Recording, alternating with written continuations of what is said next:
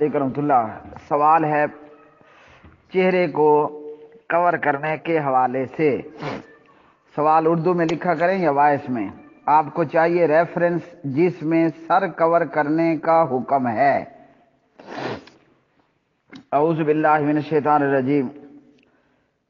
یا ایھا النبی قل لازواجک وبناتک ونساء المؤمنین یدنین علیہن من جلابیبہن ذالک ادنی ان یعرفن فلا یؤذین وکان اللہ غفورا رحیما۔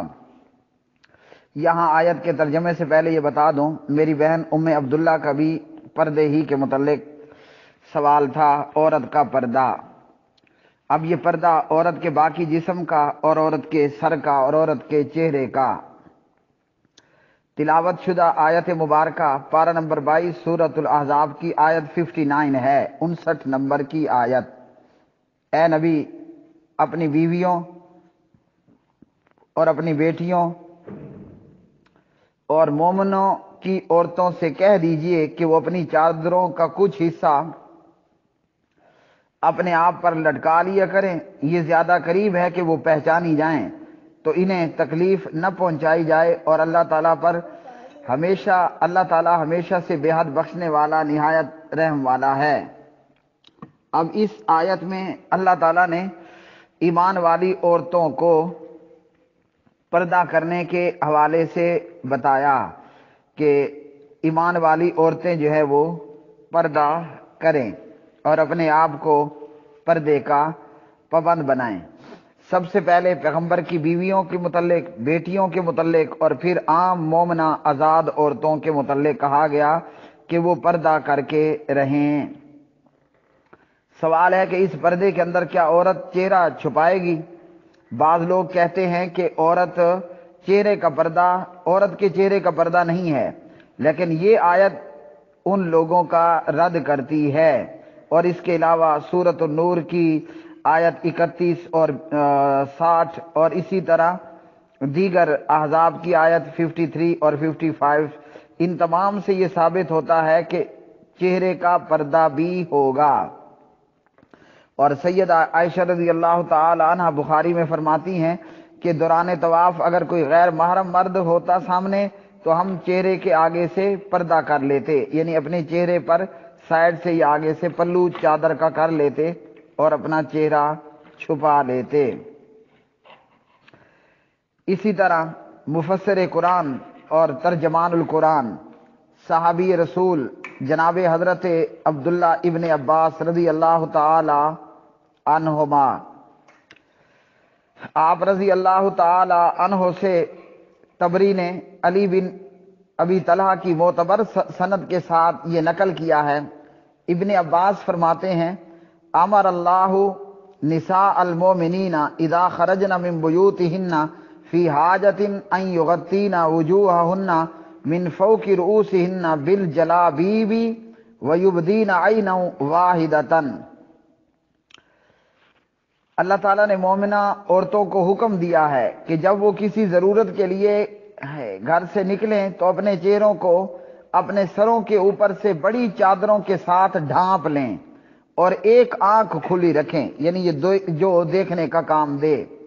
اسی طرح ام المومنین سیدہ ام سلمہ رضی اللہ تعالی عنہ نے فرمایا، لما نزلت یدنین علیہن من جلابیبہن، یہ آیت جب نازل ہوئی کہ اپنی چادروں کا کچھ حصہ اپنے اوپر لٹکا لیا کریں، تو فرماتی ہیں اس کے بعد انصار کی عورتوں یعنی صحابیات کا یہ معاملہ ہوا، خرج نساء الانصار کأن علی رؤوسہن الغربان من الاکسیۃ۔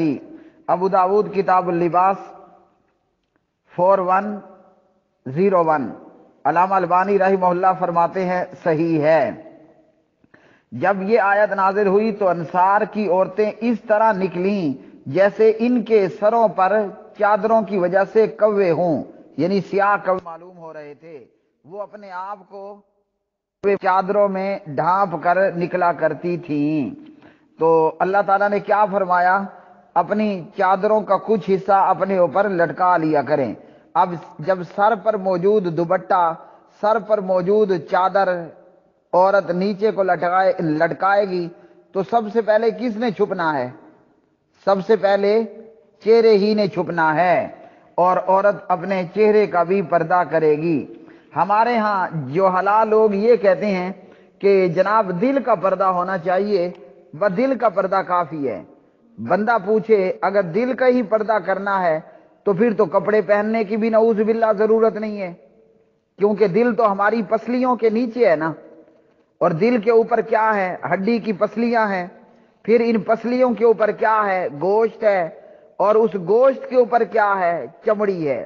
یہ تو سامنے نظر آنے والی بات ہے، ورنہ ڈاکٹر حضرات جانتے ہیں کہ پسلیوں اور دل کے بیچ میں کیا کچھ ہے۔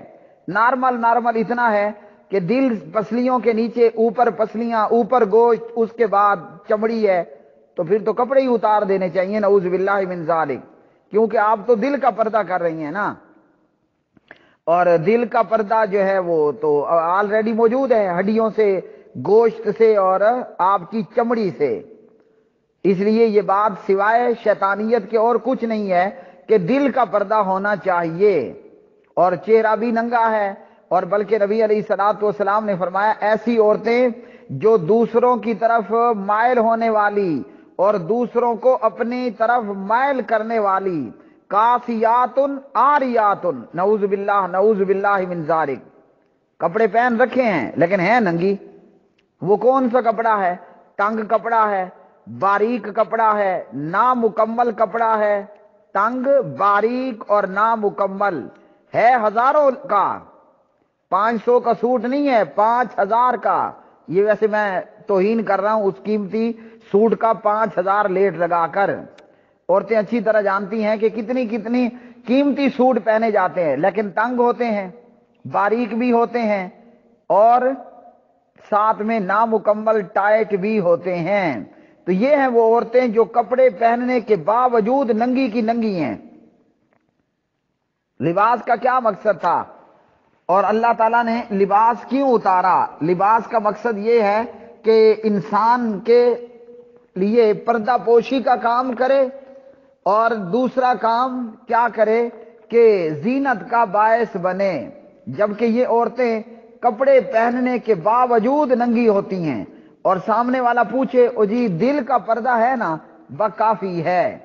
اللہ نے جانور کو بھی اتنا پردہ دیا ہے۔ کبھی آپ نے دیکھی ہے کہ گائے کی بھی پونچھ ہے، گائے کی پونچھ ہے، اور یہ پونچھ اس گائے کے سطر کو چھپا دیتی ہے، اور یہ انسان ہو کر ننگی پھر رہی ہے، مطلب کپڑے بغیر پردے کے پھرنے والی ہے۔ اور لباس کا مقصد ہی اللہ نے یہی بنایا، یا بنی آدم قد انزلنا علیکم لباسا یواری سوآتکم وریشا، اے بنی آدم بے شک ہم نے تم پر ایسا لباس نازل کیا جو تمہاری شرمگاہیں چھپاتا ہے اور زینت کا بھی باعث ہے۔ یہاں عورت کی بیک کی شرمگاہ سامنے نظر آ رہی ہے، عورت کی فرنٹ کی شرمگاہ ابری ہوئی سامنے موجود ہے، ہر ایک کے دیکھنے کے لیے نظارے ہیں، اور عورت کا چہرہ وہ بھی ہر ایک کے لیے کھلا ہے، دیدار عام ہے، اپنا آئے پرایا آئے جو آئے دیدار کرے اور لطف لیتے ہوئے آگے کو گزرتا جائے۔ تو اس لیے پورے کا پورے یہ انسان ہو کر جانور بننا ہے، یہ انسان ہو کر جانور بننا ہے کہ خود کو جانوروں کی طرح ننگا کر دینا۔ تو اس لیے جہاں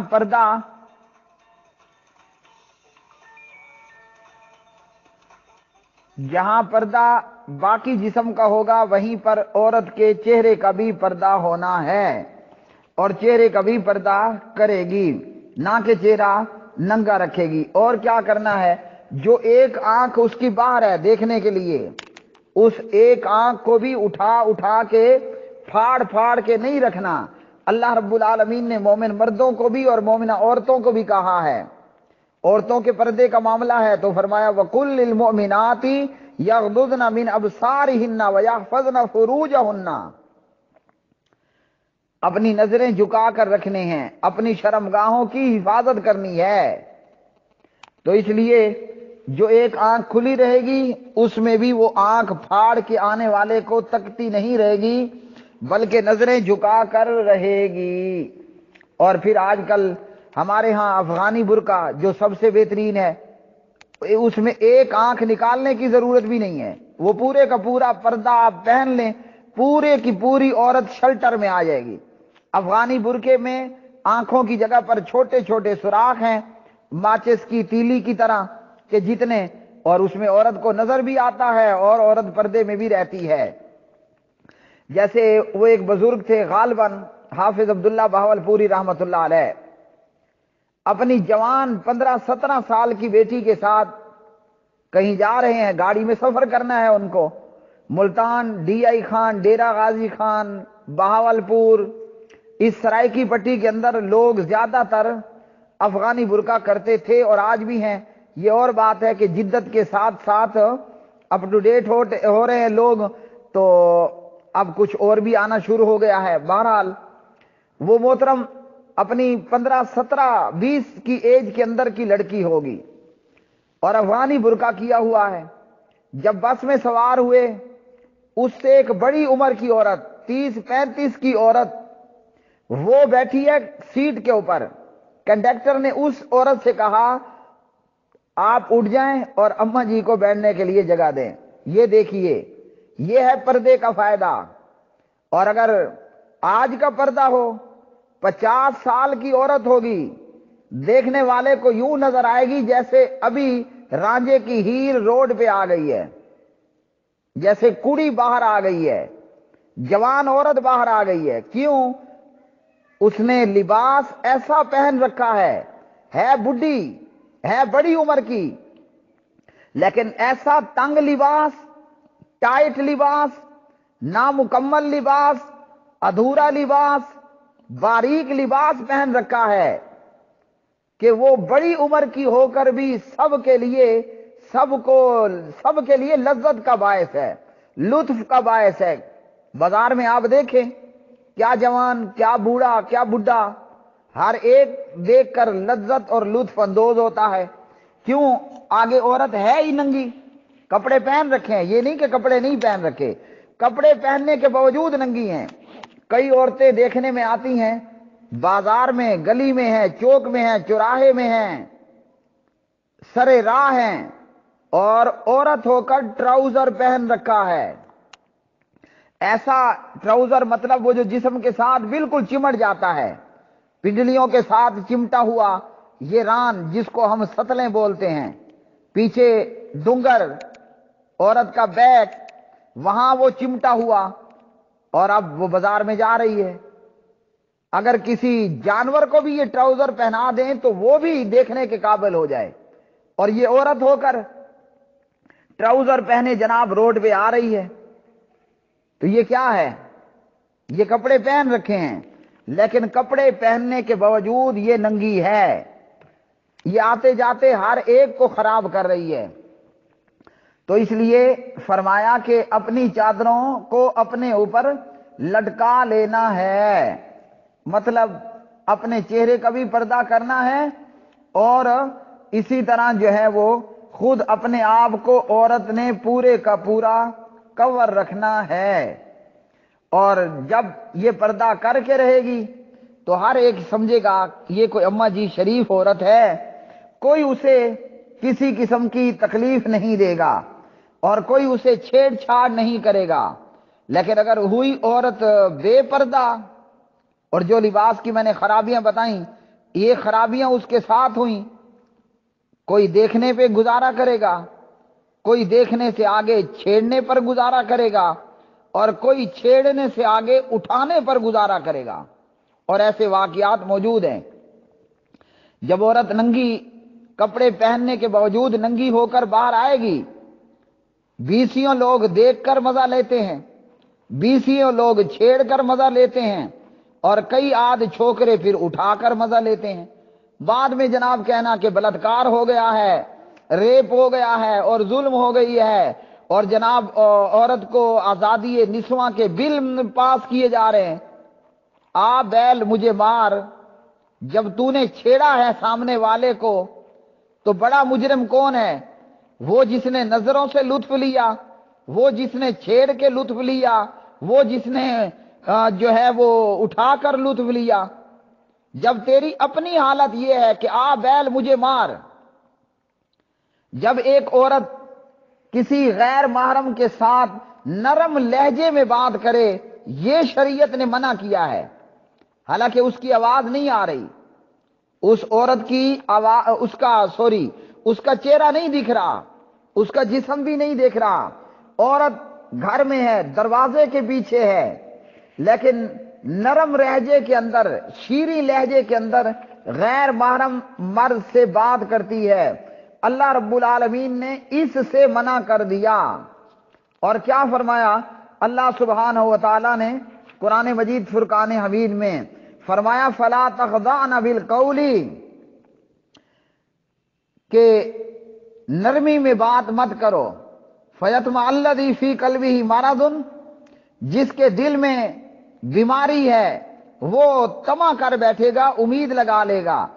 بات کرنی بھی ہے تو وہ قلنا قولا معروفا، معروف مطابق بات کہو، لہجے کو نرم اور شیریں نہیں بنانا، لمبی ٹاک شاک نہیں کرنی، ٹو دی پوائنٹ، مختصر بات کرو، قصہ ختم۔ اب جب عورت کی آواز، عورت کا ساؤنڈ، عورت کی وائس وہ مرد کے لیے فتنہ بن جاتی ہے، تو عورت کا چہرہ کتنا بڑا فتنہ ہوگا، عورت کا فرنٹ، عورت کا بیک، غرض یہ کہ سر کے بالوں سے لے کر پاؤں تک عورت مرد کے لیے آزمائش ہے اور فتنہ ہے۔ جیسے مقناطیس لوہے کی طرف کھینچا چلا جاتا ہے، ویسے ہی مرد عورت کی طرف کھینچا چلا جاتا ہے، اور جب آگے سے عورت درشن کرا رہی ہو، آگے عورت اپنے درشنوں میں یا اپنی لچکدار اور شیریں دار آواز میں دعوت دے رہی ہو، پھر تو مرد غوری میزائل کی طرح چھوٹ کر لگتا ہے۔ تو جب عورت کی آواز میں اتنی بڑی آزمائش ہے، عورت کے چہرے میں کیا ہوگا؟ وہ جیسے کسی کہنے والے نے کہا، کیا کہا کہ تیری سادگی میں اتنا حسن ہے تو تیرا بناؤ سنگار کیسا ہوگا، تیری سادگی میں اتنا حسن ہے تو تیرا بناؤ سنگار کیسا ہوگا، جب تیرا دھلا ہوا منہ اتنا خوبصورت ہے تو میک اپ کیا ہوا چہرہ پھر کیا ہوگا۔ جب عورت کی آواز فتنہ تو عورت کا چہرہ اور عورت کے باقی اعضاء۔ تو اس لیے ایمان والی عورتوں کو یہ حکم ہے کہ اپنے آپ کو مکمل کور کر کے رکھیں، وہ سر کا کور کرنا ہو، چہرے کا کور کرنا ہو، یہاں تک کہ پاؤں تک عورت ڈھانپ کر رکھے گی۔ اب بتائیے پاؤں میں کیا پڑا ہے، پاؤں میں کیا پڑا ہے؟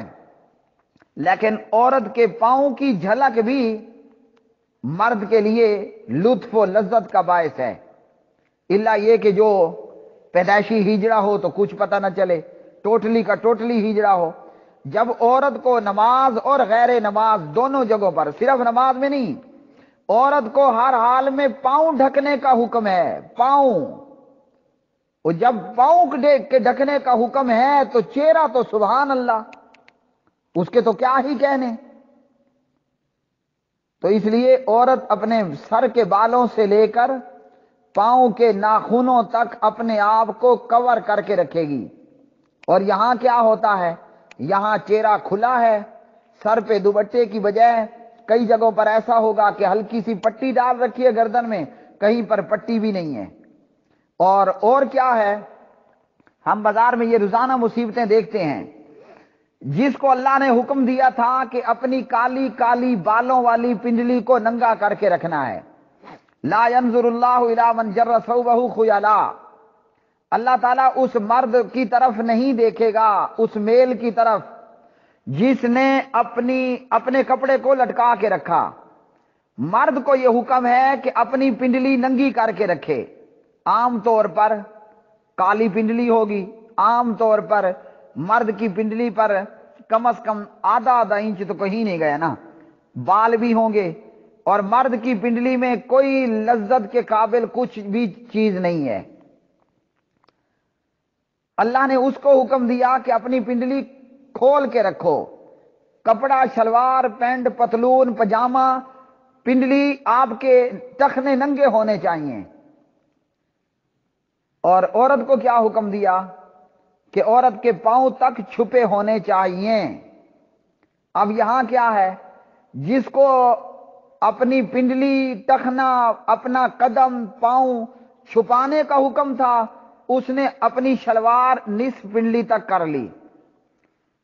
بیسیوں ہزاروں عورتیں ہیں، ان کی آدھی آدھی سفید سفید بغیر بالوں والی پنڈلی، اگر کسی کی پنڈلی سفید نہیں بھی ہوتی نا تو وہ بیوٹی کریمیں لگا کر اسے سفید بنا لیتی ہے۔ تو عورتیں اپنی پنڈلیاں کھولے ہوئے دعوت فکر دینے کے لیے، اور مرد جس کو حکم تھا پنڈلی کھول کے رکھے وہ پنڈلی کور کیے ہوئے۔ تو جب میری بہنوں، میری ماؤں، بھتیجیوں، بانجیوں، مامیوں، چاچیوں، نانیوں، جب تمہیں پاؤں چھپانے کا حکم ہے تو چہرہ تو سبحان اللہ ہے، چہرے کے تو کیا ہی کہنے۔ اس لیے پورے کا پورا پردہ کر کے رکھنا ہے، اپنا چہرہ بھی چھپانا ہے، آنکھ کو بھی چھپانا ہے۔ چادر کی ہوئی ہے تو ایک آنکھ آپ کی دیکھنے کے لیے ہو، کہیں سامنے کھڈے میں نہ گر جاؤ، اور وہ بھی نظریں جھکا کر رکھنا ہے۔ آتے جاتوں کو تاڑ تاڑ کر نظر سے نظر نہیں ملانی، ورنہ نین شرارت کرتے ہیں، دل ہوتا ہے بدنام۔ پہلے پہلے رابطہ اور پہلے موبائل کال کہاں سے ملتی ہے؟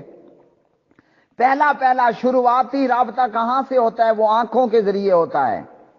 نین سے ملتے ہیں، آنکھ سے ملتی ہے، پھر دل کے اندر تار جڑتے ہیں۔ اور اپنے ہاتھوں پر گلوز دستانے پہن کر رکھنے ہیں۔ ہاں بوڑھی اماں ہے، بوڑھی عورت ہے، چہرہ ہاتھ جھریوں سے بھرا ہوا ہے، اماں جی ہے، بیبے جی ہے، تو اس کے لیے معمولی سی نرمی ہے، اور وہ بھی ایسی بوڑھی نہیں کہ خوب جمک دمک کر باہر آ جائے۔ اللہ تعالی ہمیں کہنے کے ساتھ عمل کی بھی توفیق عطا فرمائے۔ وآخر دعوانا ان الحمدللہ رب العالمین۔ اللہ عورتوں کو مردوں کے فتنے سے بچائے اور مردوں کو عورتوں کے فتنے سے محفوظ رکھے۔ وما علینا الا البلاغ المبین۔